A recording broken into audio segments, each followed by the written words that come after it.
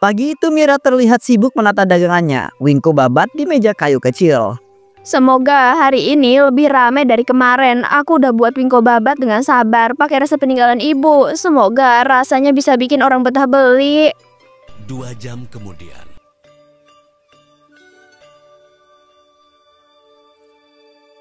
Mira, kamu teh udah mulai jualan pagi ini ya? Saya teh kebetulan lewat mau beli sayur, malah lihat kamu buka lapak. Wah, wangi wingkonya teh meni harum pisan. Saya teh beli 1 bungkus ya buat cemilan di rumah. Wah, terima kasih banyak Sari. Kamu pembeli pertama aku hari ini. Aku seneng banget deh ada yang beli pagi-pagi gini. Semoga wingko babatnya cocok ya buat ibu. Harumnya teh enak pisan Mira, wangi kelapanya teh kerasa, teksturnya juga lembut kelihatannya. Kamu teh emang niat banget ya, pintar masak dari dulu. Iya bu, aku emang belajar dari ibu sejak kecil. Kata ibu kalau masak harus dengan hati biar rezekinya berkah. Aku juga berharap orang-orang suka sama rasanya. Mira, aku juga mau cobain ya. Dari kemarin lihat kamu sibuk bikin adonan. Aku penasaran toh, katanya wingko babat ini khas Jawa Tengah ya. Rasanya manis legit kan? Iya, betul Bu Yati. Ini kue tradisional khas Lamongan, tapi juga terkenal di Semarang. Teksturnya padat tapi lembut, manis gurih dari kelapa dan gula. Semoga ibu suka ya sama rasanya.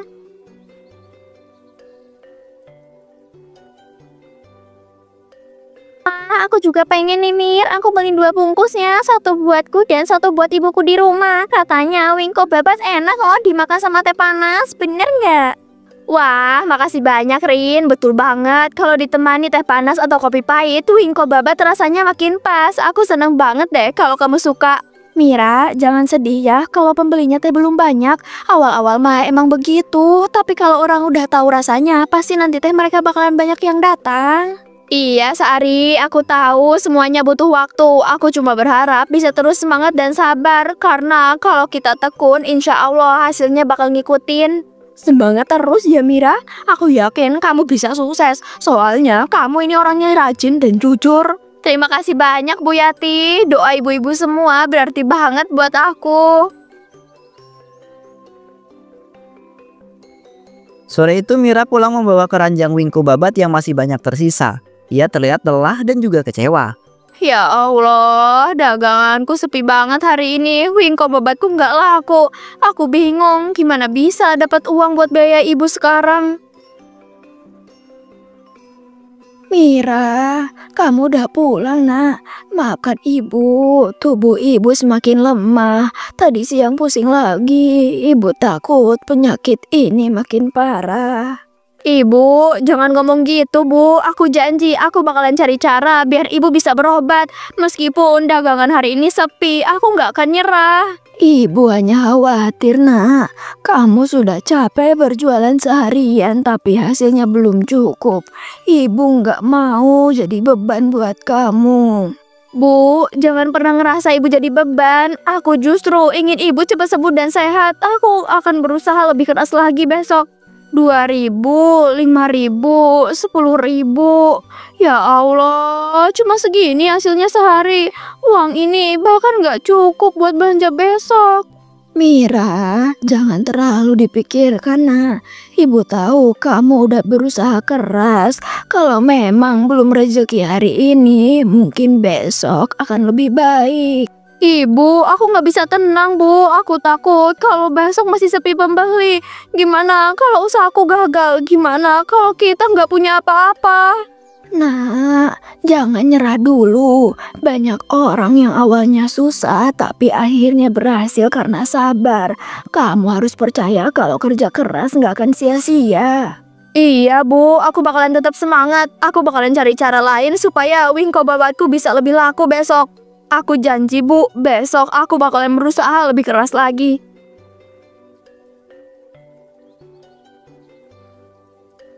Pagi berikutnya Mira bangun lebih pagi daripada biasanya. Ia berangkat ke pasar dengan membawa keranjang penuh wingko babat yang hangat. Semoga hari ini lebih rame deh. Aku udah siapin yang terbaik. Bismillah. Wingko babatnya baru mateng nih, masih anget, manis gurih dari kelapa segar. Ayo dicoba ibu-ibu.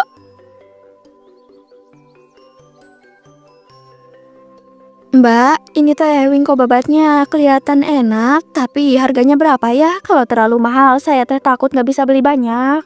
Harganya 5.000 per potong, Bu. Aku udah sesuaiin supaya nggak terlalu mahal. Bahannya juga aku pilih yang paling segar, jadi rasanya lebih enak dan tahan lama.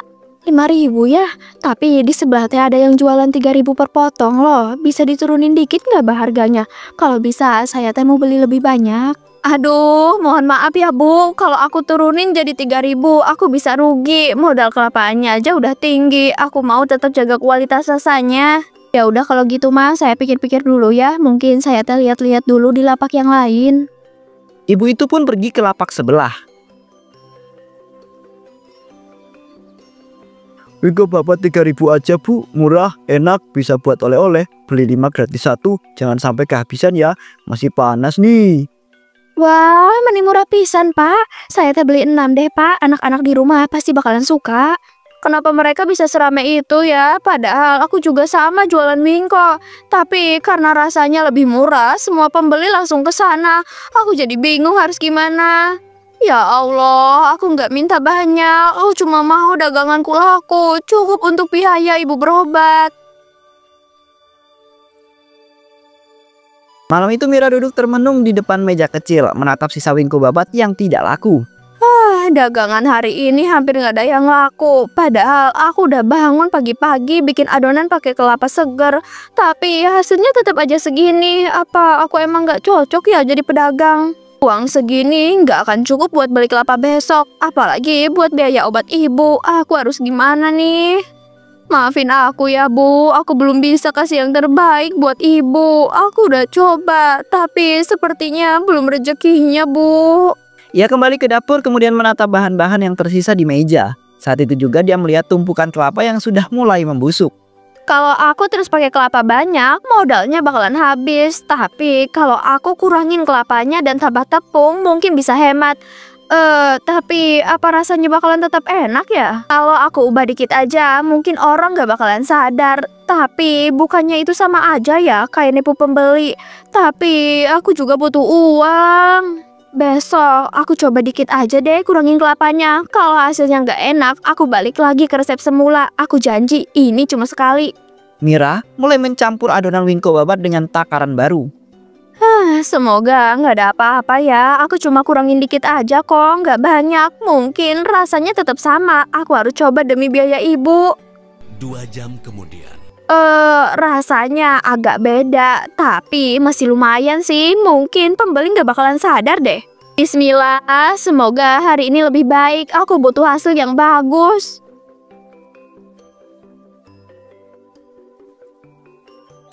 Di pasar suasana masih ramai seperti biasanya.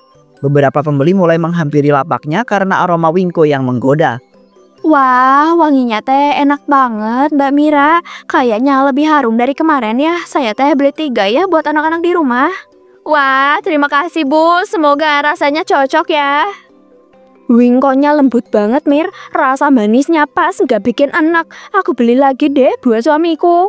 Alhamdulillah, makasih banyak ya Bu. Aku senang banget deh kalau pada suka. Hari ini jualanku laris, hampir semuanya habis terjual. Akhirnya aku bisa bawa pulang uang lebih banyak.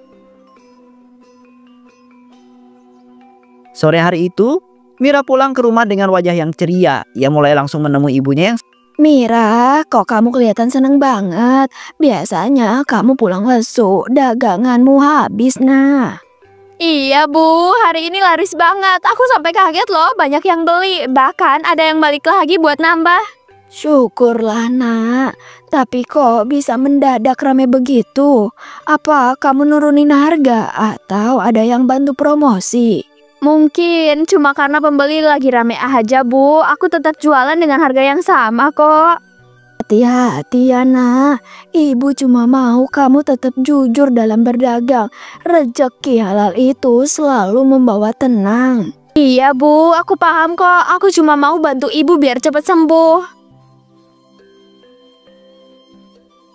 Beberapa hari kemudian, suasana di pasar mulai berbeda. Lapak Mira yang kemarin ramai kini tidak seramai sebelumnya. Mira, saya teh mau jujur ya, wingko babat kamu kemarin teh rasanya agak hambar. Padahal waktu pertama kali beli rasanya teh enak-enak aja, manis gurihnya teh pas. Ada apa ya Mira? Oh, begitu ya Bu.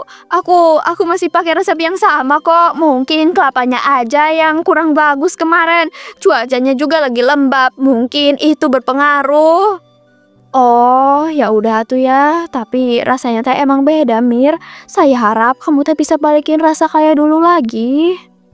Mira, aku juga ngerasa wingpo kamu kali ini rasanya beda. Kurang gurih, kayak lebih banyak tepung gitu. Padahal dulu aku suka banget loh sama tekstur lembutnya. Wah, masa sih Bu? Aku juga bingung kenapa bisa kayak gitu ya. Padahal aku bikin seperti biasa loh.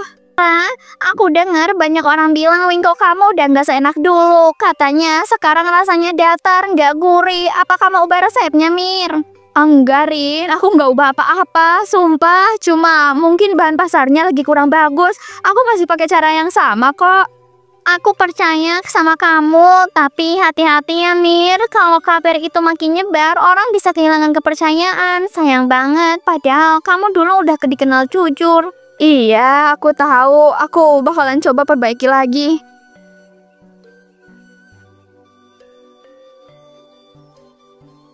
Malamnya, Mira kembali duduk di dapur, tatapannya kosong menatap kelapa tua yang tersisa di pojokan ruangan.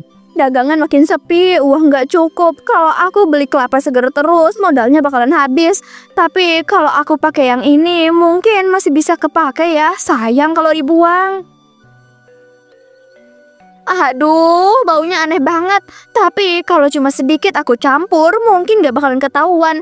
Lagi pula, besok aku harus tetap jualan. Ibu butuh obat dan aku gak bisa berhenti sekarang. Ya Allah, maafkan aku. Aku cuma pengen bertahan. Aku janji deh, ini terakhir kalinya aku ngurangin bahan. Setelah ini, aku bakalan balik lagi ke cara yang benar.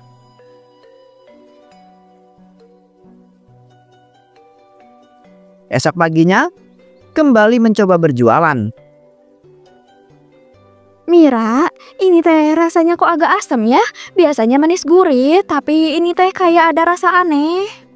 Iya, aku juga ngerasain hal yang sama. Teksturnya juga lebih keras dari biasanya. Kamu yakin gak ada yang berubah, Mir? Enggak, Bu. Mungkin cuma karena cuacanya panas banget, jadi adonannya agak beda. Maaf ya kalau rasanya kurang pas. Ya Allah, jangan sampai mereka tahu. Kamu teh nggak nambahin bahan yang aneh-aneh kan, Mir? Saya teh curiganya kamu teh nambahin bahan-bahan yang nggak bener lagi. Enggak kok, Bu. Tenang aja. Aku pakai bahan-bahan yang bagus semua dan sehat kok. Kalau ibu nggak percaya, ibu boleh ikut ke dapur saya buat ngeliat saya ngebuat wingkonya. Gimana? Ah, enggak deh Mir, mani repot amat. Ya udahlah, saya teh percaya aja sama kamu. Kalau gitu, saya teh beli 40.000 ya. Suami saya teh lagi pengen makan wingko babat katanya. Iya Bu, makasih ya. Ini ya wingkonya.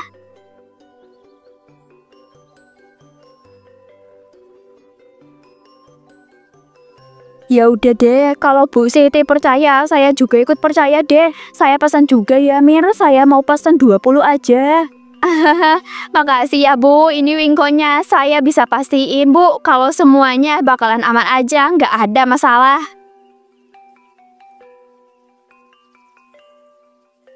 2 jam kemudian. Namun beberapa hari setelah rasa wingko Mira mulai berubah, kabar tak menyenangkan mulai beredar di kampung. Kalian teh denger nggak? Katanya Pak Joko teh muntah-muntah semalam setelah makan wingko babat dari lapaknya Mira. Serius Bu? Aduh, aku juga sempat beli loh kemarin. Untung belum sempat dimakan. Kalau bener dari wingko Mira itu bahaya banget. Aku udah curiga sejak rasanya berubah, wingkonya hambar dan agak asam. Mungkin bahannya udah nggak segar ya, tapi kenapa dia tetap jualan ya? Ya mungkin dia teh emang mau curang Pak biar dapat untung banyak. Aduh Bu, nggak boleh berburuk sangka begitu. Tapi ya kalau dipikir-pikir lagi, iya juga sih. Walaupun mau untung juga, masa pakai bahan busuk begitu?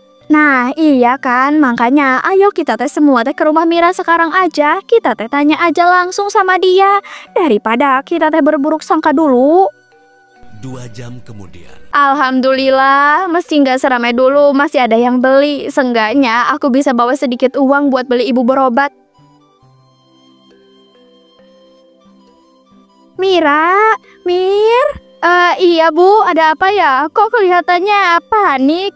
Kamu teh tahu nggak, Pak Joko teh sakit perut hebat setelah makan wingko kamu. Dia teh sampai panggil dukun pijat tadi malam. Apa? Nggak mungkin Bu, aku nggak pernah niat bikin orang sakit. Aku selalu jaga kebersihan. Tapi buktinya jelas Mira, setelah makan wingko kamu dia langsung sakit. Sekarang orang-orang takut beli dari kamu, katanya banyak gak seger. Aku nggak tahu harus bilang apa Bu. Aku cuma pengen bantu ibu. Aku nggak sengaja Bu. Aku nggak tahu kalau bahan itu udah busuk. Mir, kamu itu harus tanggung jawab nih.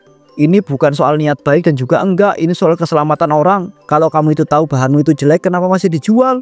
Aku sudah dengar kabarnya banyak yang sakit perut nih setelah makan wingko Mira. Ini nggak bisa dibiarkan nih. Aku mohon semuanya, jangan salah paham dulu. Aku cuma kehabisan modal buat beli kelapa segar.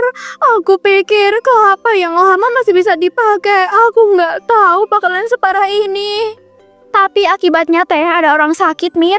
Kamu teh harus sadar, makanan itu tanggung jawabnya teh besar.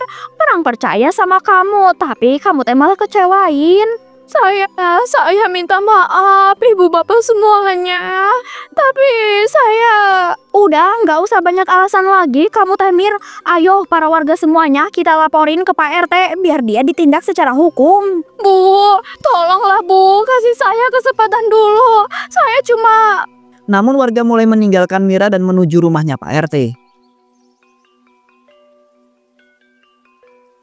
Pak RT, kami teh nggak bisa ya diem aja. Banyak yang udah sakit perut semua teh karena wingko babat yang dijual Mira.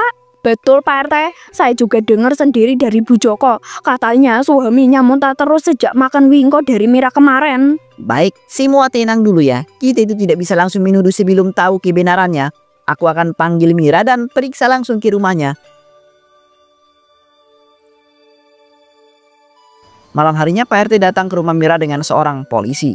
Selamat malam, kami dari kepolisian. Kami mendapat laporan dari warga mengenai kasus penjualan makanan yang juga menyebabkan keracunan. Apakah ini rumah Mira, penjual wingko babat? Iya Pak, saya Mira. Ada apa ya Pak? Apa saya benar-benar harus ikut ke kantor? Mira, ini untuk kebaikan kamu juga. Polisi cuma mau minta keterangan. Jawab sejujurnya biar semuanya itu jelas. Betul, Bu Mira, kami belum menuduh apapun. Tapi kami itu perlu mendengar langsung penjelasan dari Anda soal bahan makanan yang digunakan. Jadi mohon kerjasamanya ya. Baik Pak, saya bakal jelasin semuanya. Tapi tolong kasih saya waktu sebentar ya. Saya mau pamit ke ibu dulu.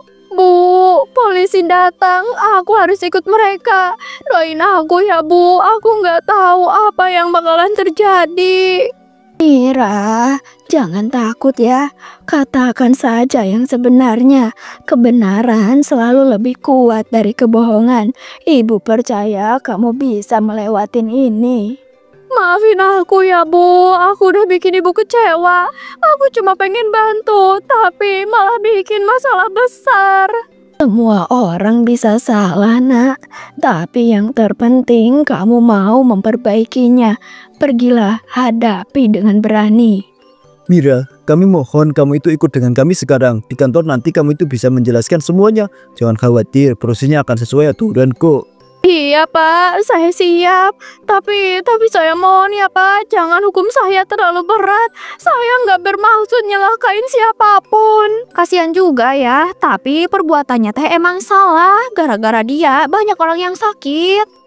Iya betul, tapi seenggaknya dia jujur sekarang. Mungkin Tuhan masih kasih dia kesempatan untuk berubah. Mira, kami itu semua kecewa, tapi juga berharap kamu itu bisa sadar dari semua ini. Gunakanlah kesempatan ini untuk memperbaiki dirimu. Terima kasih Pak, saya paham, saya memang salah.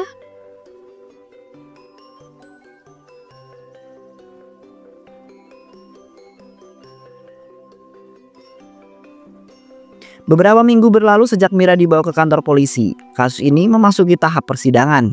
Sidang perkara penjualan makanan tidak layak konsumsi atas nama terdakwa Mira dinyatakan dibuka. Apakah terdakwa siap memberikan keterangan? Berdasarkan laporan dan bukti yang dikumpulkan, terdakwa Mira terbukti menjual makanan dengan bahan tidak segar. Akibatnya, beberapa warga mengalami sakit perut dan kerugian. Kami juga menemukan kelapa busuk di tempat produksinya. Apakah benar demikian, Mira? Iya, Yang Mulia. Semua itu benar, tapi saya nggak bermaksud nyalakain siapapun. Saya hanya terdesak keadaan. Ibu saya sakit dan saya nggak bisa modal. Saya pikir kalau sedikit aja kelapanya dikurangin, nggak akan ada berdampak apapun. Niat baik tidak dapat menjadi alasan untuk membahayakan orang lain. Perbuatan terdakwa telah merugikan masyarakat dan merusak kepercayaan publik. Saya menyesal, Yang Mulia. Saya benar-benar nyesal. Kalau waktu bisa diulang, saya nggak akan pernah lakuin hal itu lagi. Mira memang dikenal jujur sebelumnya, Yang Mulia. Tapi sejak ibunya sakit, dia tampak tertekan. Saya percaya dia itu tidak bermaksud jahat, hanya salah langkah saja. Baiklah, pengadilan menghargai kejujuran terdakwa dan mempertimbangkan kesaksiannya. Setelah mempertimbangkan semua bukti saksi dan juga pengakuan terdakwa, pengadilan menjatuhkan hukuman 6 bulan penjara kepada terdakwa Mira.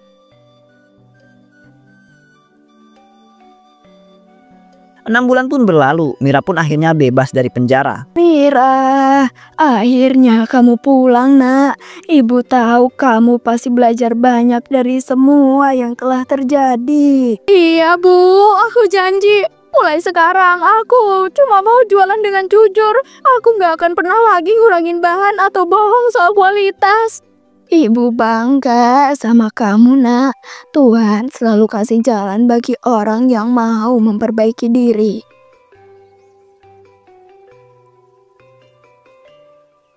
Beberapa hari kemudian Mira mulai berjualan lagi. Ia menyiapkan kelapa segar, tepung dan juga gula seperti dulu. Kali ini ia benar-benar berhati-hati memastikan semua bahan bersih dan juga layak. Bismillah, mulai dari nol lagi, nggak apa-apa. Yang penting halal dan berkah.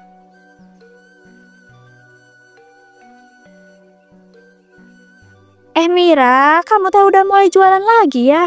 Saya teh senang kamu teh balik. Tapi apa benar sekarang kamu teh udah pakai bahan yang segar semua?